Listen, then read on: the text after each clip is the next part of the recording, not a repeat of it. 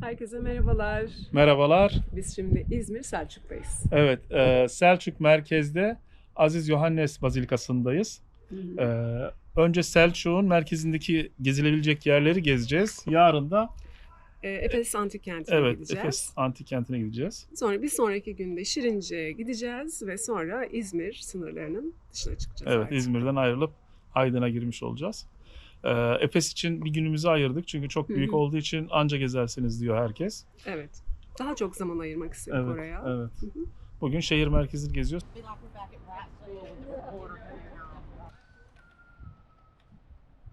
Müze kartı aldığımız için her yere ücretsiz giriyoruz. Tek bir müze kartla Türkiye'deki bütün müzeleri geziyoruz.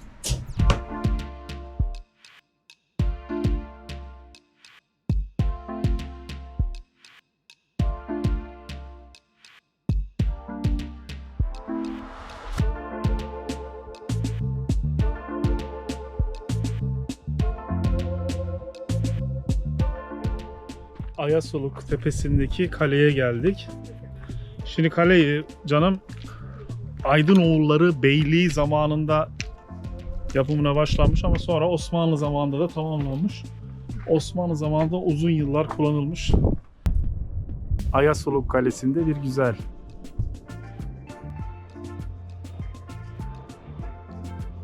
Ne düşünüyorsun Erdal'cığım? Vallahi Burcu'm çok sevdiğim bir söz var. Veni vidi vici. Yani? Yani bu topraklardan tarih fışkırıyor. Bravo.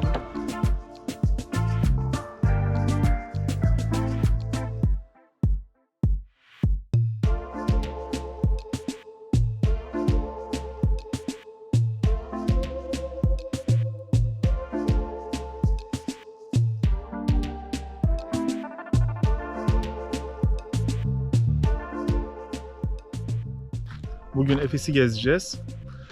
Gerçekten çok büyük bir yer. O yüzden tüm günümüzü buraya ayırdık. Dün Efes'in müzesini gezmiştik. Orası çok güzeldi. Bakalım antik kent nasıl? Bence güzeldir yani. Çünkü tarihi de seven birisi olduğum için yani keyif alacağımı düşünüyorum. Burcu da tarihi sever. O da mutlaka keyif alacaktır. Efes gezimiz başlıyor. Efes Antik Kenti'nde 25.000 kişi kapasiteli antik tiyatroya geldik şimdi. Gerçekten yani yapımın üzerinden neredeyse 3000 yıl geçmiş ama hala güzelliğini koruyor. Gerçekten muhteşem.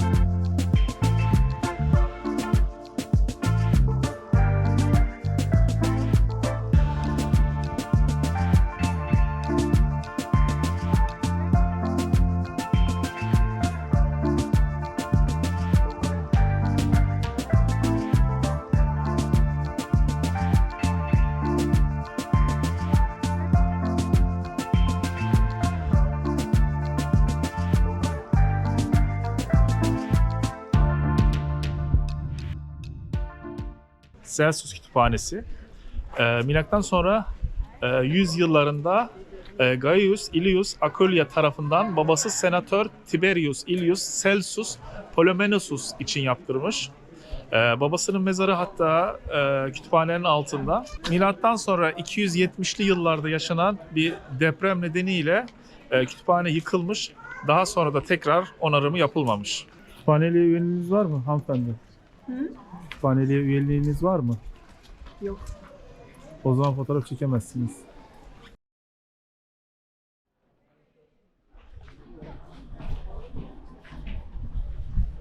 Burcu'm ne yapıyorsun? Bunlar o kadar serin ki sırtımı dayadım böyle. Serin serin izliyorum.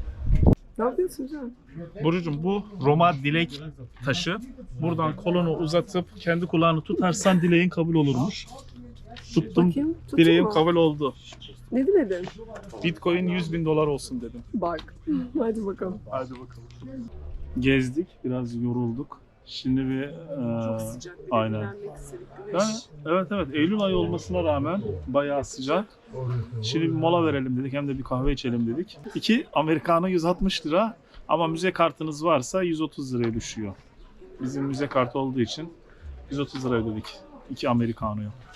Çünkü ben Americano içmezsem müze gezemiyorum. Gezemiyorum. Bu bölgede kazı işlemleri devam ediyor. Aslında tümüyle gün yüzüne çıkarılamamış bir kent burası. Bu sokak, şu arkadaki yamaç evlerin önü. O dönemde yaşayan insanlar bu evlerde yaşıyormuş. Bunların hepsi ev kalıntısı. Şu mozaiklerde bu evlerin önünden giden sokak. Burcu'cum, yaklaşık 3000 yıl sonra Efeslilerin yaşadığı, yürüdüğü caddede sen yürüyorsun. Ne hissediyorsun? Ya büyüleyici. Hangi bölgeye geçsek, yani taşlara dokunuyorum, oraya buraya. Orada insanların yaşadığını, neler konuştuğunu mesela çok merak Aynen. ediyorum. Ne Nasıl yapıyorlardı? hayatlar, günlük hayatları nasıl geçiyordu? Nasıldı? Nasıl besleniyorlardı? Kahvaltıda ne yiyorlardı? Öğlen ne Yani yiyorlardı? Onlar için ana akım şey neydi mesela? Moda olan. Ha. Moda. Yani Nerede dediğin çalışıyorlardı? Ne iş Ne yapıyorlardı? yapıyorlar? Evet. Ben mesela bir yere giderken de bir şehirden başka bir şehre giderken hani hep o evlerde şey olur ya, dışarıdan görürüz ışıktan neler sohbet ediyorlar. Orada yaşayan birileri var. Şu an ne yapıyorlar? Bunu da düşünürüm. Burası büyüleyici yani. Mesela şimdi kocaman bir cadde. Akşam ne vardı? Konser mi vardı? Etkinlik mi vardı? Tiyatro ne yapıyorlar? Nereye gidiyorlar?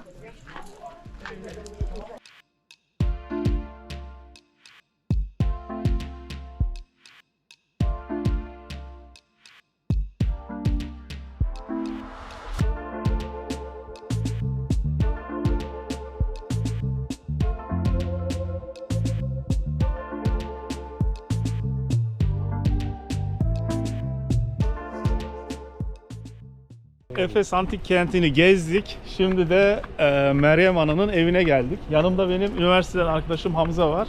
Hamza Selçuk'ta lise müdürü. Sağ olsun bizi buraya getirdi. İnanışa göre Hazreti İsa öldürüleceğini anlayınca havarilerinden Yuhanna'ya annesini alıp götürmesini söylüyor. Yuhanna da Hazreti Meryem'i alıp buraya getiriyor, burada saklıyor. Burada yaşayıp ve ölüyor. Hristiyanlar için çok kutsal bir mekan burası. Zamanında Papa'nın da ziyaret ettiği bir ev, Meryem Ana'nın evi. Hatta sadece Papa değil, Amerikan başkanı da dahil herkes burayı ziyaret etmiş ve gelenler birer hediye bırakmış. Biz de küçük bir hediye bıraktık.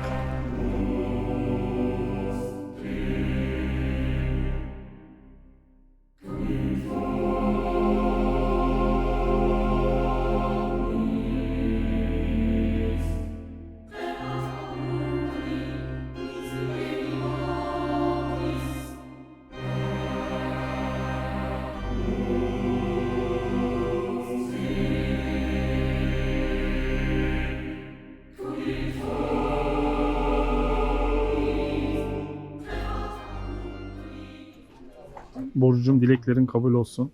Evet, ben şöyle bir şey yapacağım. Şu an bizi izleyen herkes dilek dilesin. İnanan olur, inanmayan olur. Ben şu an bizi izleyen herkes için bunu şöyle yerleştiriyorum. Dilekleriniz kabul olsun. Teşekkürler. Meryem Ana evinin hemen altında çeşmeler var. Çeşmelerden su içtik. Çeşmelerin yanında da insanların dileklerini yazıp bağladığı bir duvar var. Umarım herkesin dileği kabul olur.